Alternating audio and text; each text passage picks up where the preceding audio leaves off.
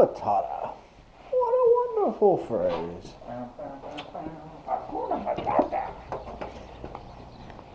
Hi, man. Friday. Oh, yeah, it's Friday. Now let's go home. Ain't got to do.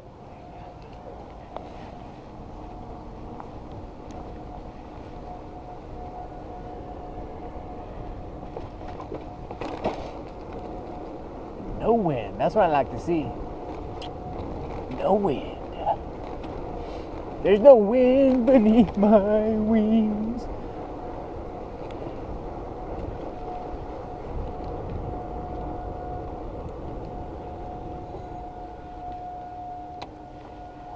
Man, the moon's looking good. I wish this camera had a moon setting so like you could see the moon. I've noticed in my other videos, the moon's just this little white dot. And that's sad because one of my favorite things as a kid and even still today is just looking up at space. The moon's awesome, stars are awesome.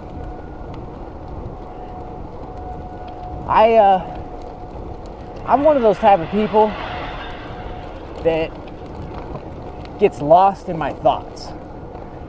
I can sit out on my balcony looking at the stars and just sit there for hours and knowing what those stars are. You know, that those stars in many cases are actually galaxies that are millions of light years away.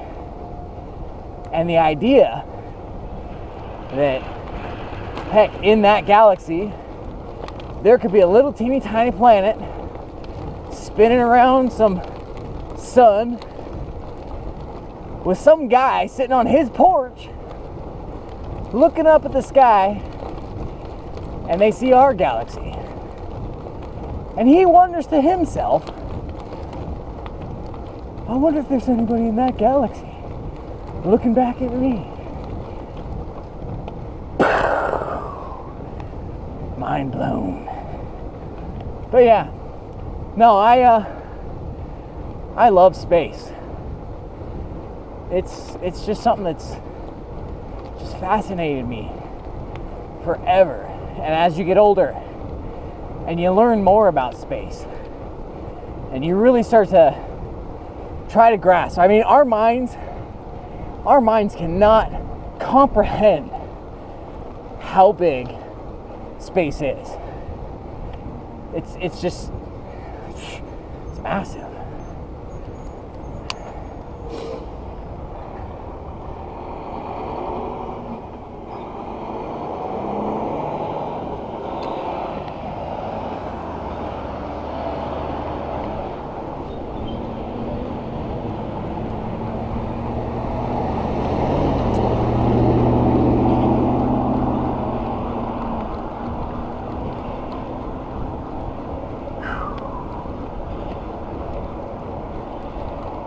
Yeah, man.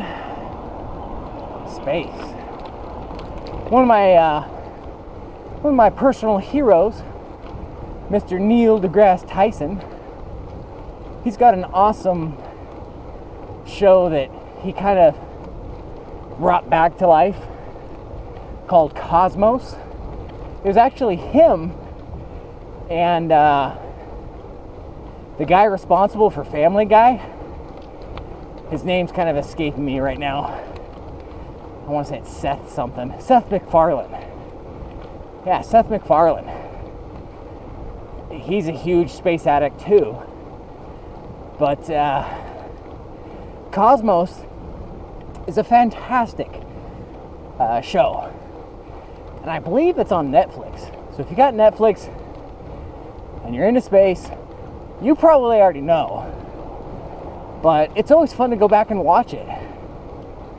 It's a great show.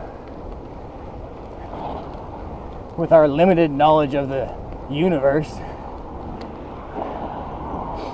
But originally, I guess, It was a show done by Mr. Carl Sagan. And Carl Sagan, who I didn't really know about or know much of, because I believe he died before I was born, but I'm not positive on that. He might have died in the 80s, after I was born. But listening to some talks given by Carl Sagan, he sounds like a really interesting guy too.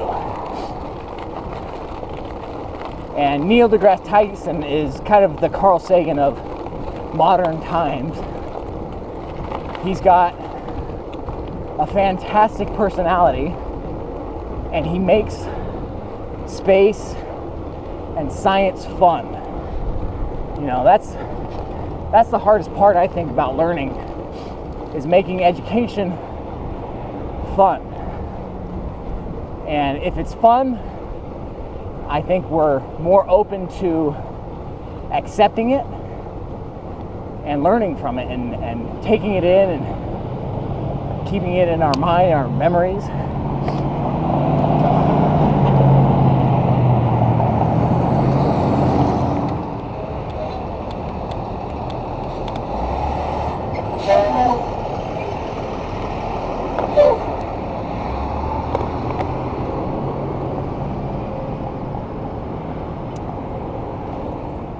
That's the biggest downside to this sun being where it's at in the horizon when I'm coming home, is it's right in the eyes of people as they're coming up that street.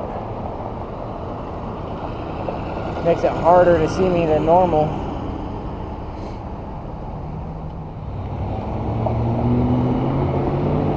Hi.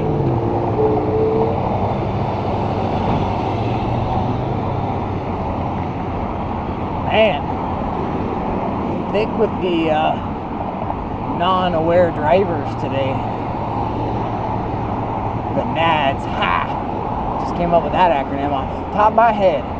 The non-aware driver. What a bunch of NADs. Hello. Hi. Hello. Good.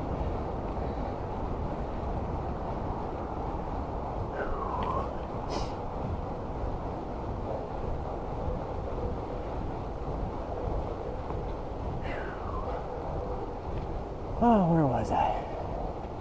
Talking about Carl Sagan, Neil deGrasse Tyson, kind of the modern era. But yeah, science, when science is fun, it's easy to learn. When it's not fun, heck, just about every subject, when it's not fun, is not easy to learn. In my opinion, education should always be fun. For me, growing up, I used to love coming home and after school turning on Bill Nye the Science Guy, because he made education fun. And Bill Nye's actually teamed up, kinda, sorta, with Mr. Tyson. There's a show called Star Talk that Bill Nye helps host from time to time.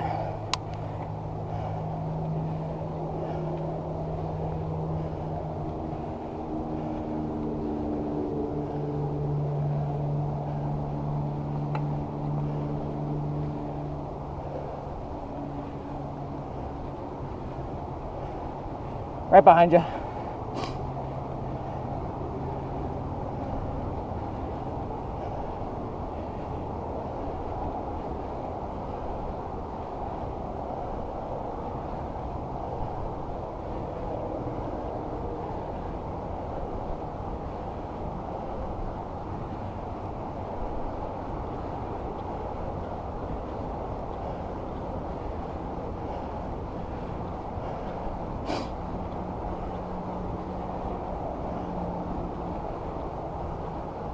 This is the second day in a row I forgot to turn on my phone. Not a big deal.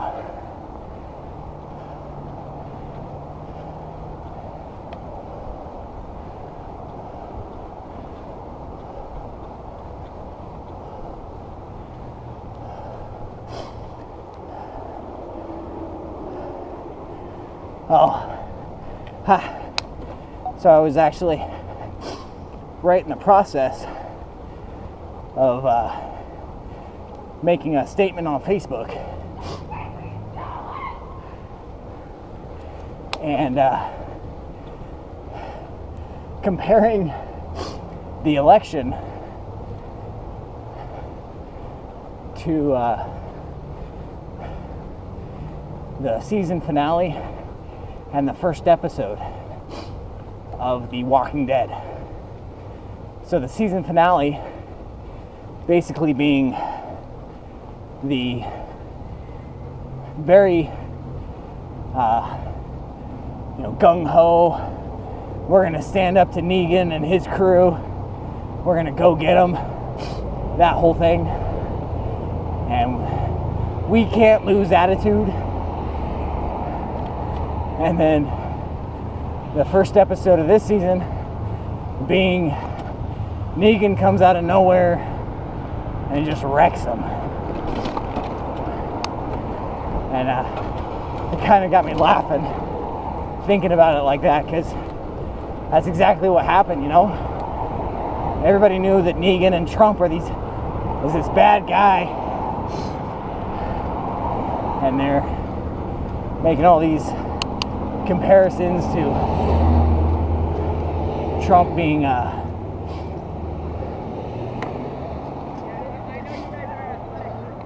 coming across? Are you crossing?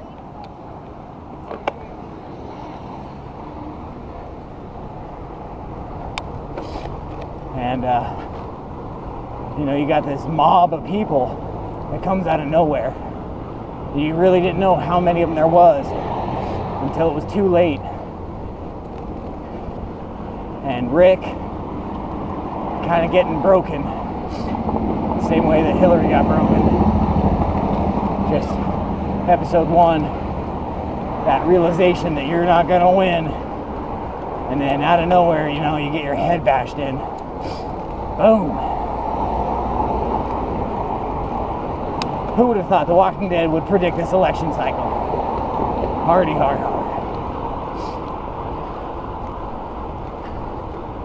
Anyway, I've kind of lost my train of thought, so I guess I'll end with that thought. Hope everybody has a fantastic time, and I'll catch you next time. See ya.